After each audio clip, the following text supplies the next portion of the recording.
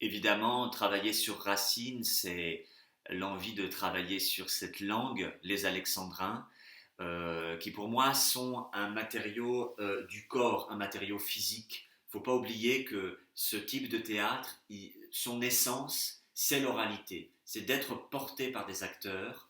Racine écrit pour les acteurs, et pour ça, on va s'inspirer des outils du théâtre baroque, et notamment de la déclamation baroque, c'est-à-dire la manière de dire le texte à l'époque de Racine.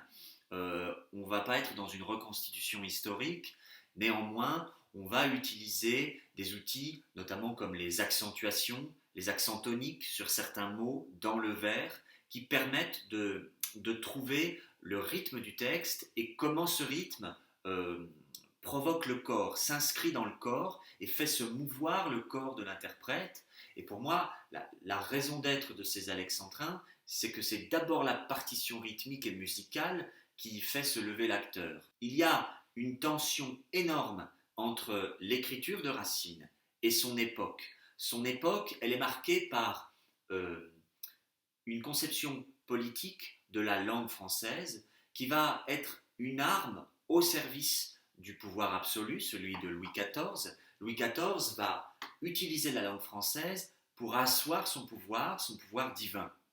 On va créer le mythe de la clarté de la langue française, c'est-à-dire d'une langue qui est transparente au réel, qui permet de dire avec une infinie précision et une infinie nuance, qui permet de dire le réel, aussi bien le réel qui m'est propre et le réel du monde qui m'entoure. Racine, dans Britannicus, il est à l'inverse de tout ça. Le gros problème, c'est que les personnages parlent et parlent beaucoup, mais que cette parole ne sert à rien. Cette parole, elle est complètement inutile et parfois même elle aggrave la situation au sens où ils sont persuadés que pour résoudre la crise, il faut parler et leur parole va être efficace. Néanmoins, souvent les personnages sont auto-centrés, ils ne pensent qu'à eux-mêmes, qu'à leurs intérêts, et par conséquent, ils sont incapables d'écouter celui qui est en face.